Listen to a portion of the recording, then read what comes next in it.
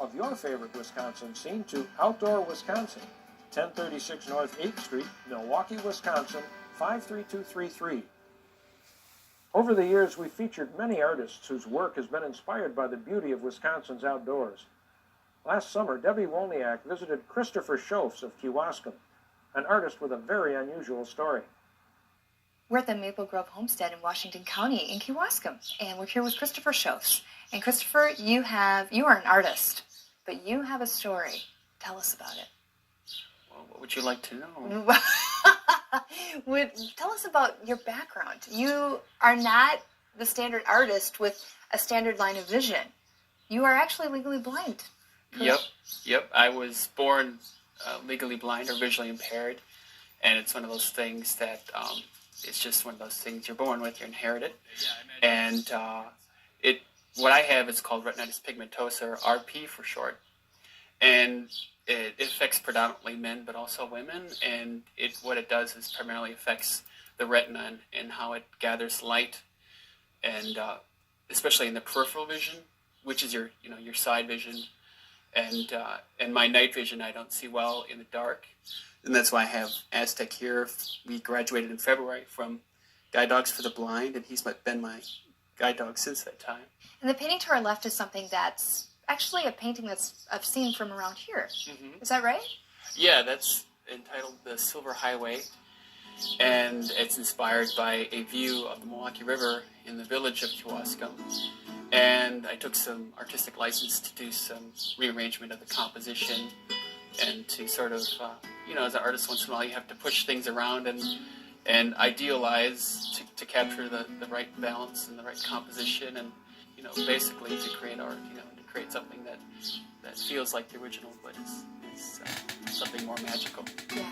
Do people comment on how you use light in your pictures? I do get that a lot, and it's just, I can't explain it myself. It's just a natural response to light. I've always enjoyed contrasts and sunlight and all kinds of light. And I just notice things about light that come through in my work, I guess. Mm-hmm.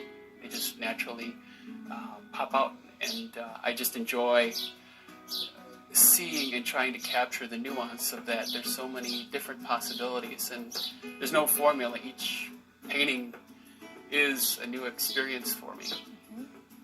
Would you say you're an impressionist-styled artist? It is a lot inspired by the Impressionists. I enjoy European-style Impressionism, especially artists like John Singer Sargent was one of those who was kind of an Impressionist, but he also crossed over into realism, and I enjoy realism as well. So I would say it's definitely a hybrid of realism and Impressionism. I like to think that both influences show up in my work, and I think most other people have noted that. Can you give us a comment on a couple of the other paintings that you're showing us today? For instance, the one with the horse in it. What is that title? That one is called Ode to Spring. Okay. And that's actually my cousin's farm, kitty corner from us, and they have Hoflinger ponies over there. And I was just inspired one spring day to just walking around there, as I often do, looking around. They have a beautiful orchard, and there was one of their Hoflingers just, it was a foal at the time, and under this beautiful tree.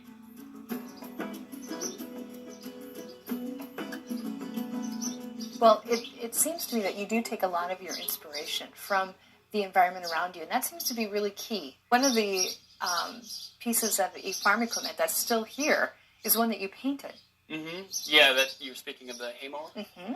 Yeah, that's an old McCormick hay mower that belonged, I know there's an old photograph of my great-great-grandfather, and he was sitting with, we have all the horses named on the pictures, they're Dolly and Queen, back then they had all these, we usually had Norman horses, there were a lighter draft horse, and it's a beautiful picture of him on that hay mower, so that brings it to me, and it makes it more alive seeing it now, even though it's a little more rusted. What does your family think of all this coming together? Do they make comments on it?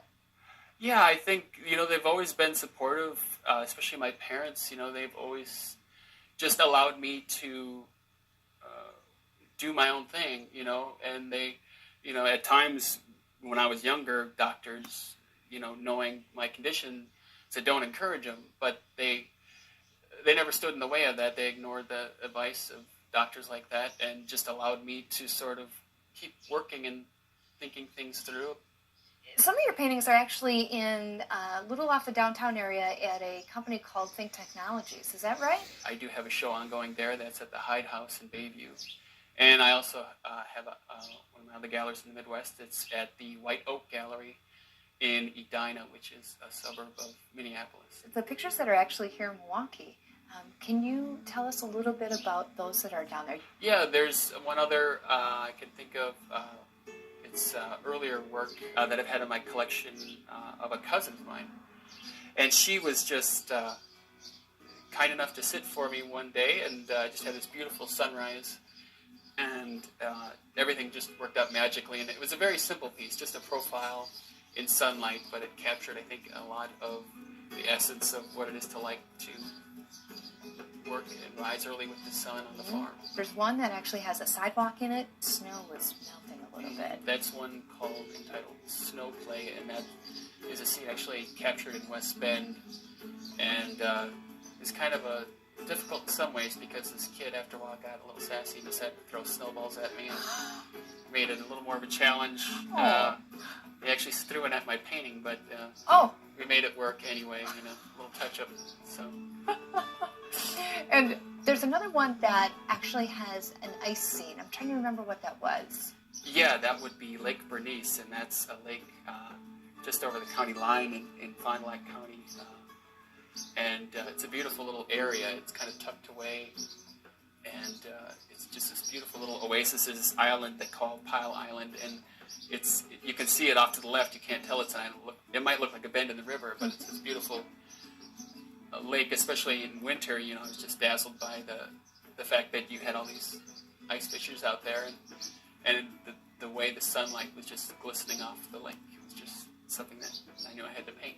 I try to just do my best, you know, and I have so much yet to learn. I feel that I've learned a lot, but the more you learn, the more you realize you really don't know anything, you know. You have so much that I would like to understand and discover in my art.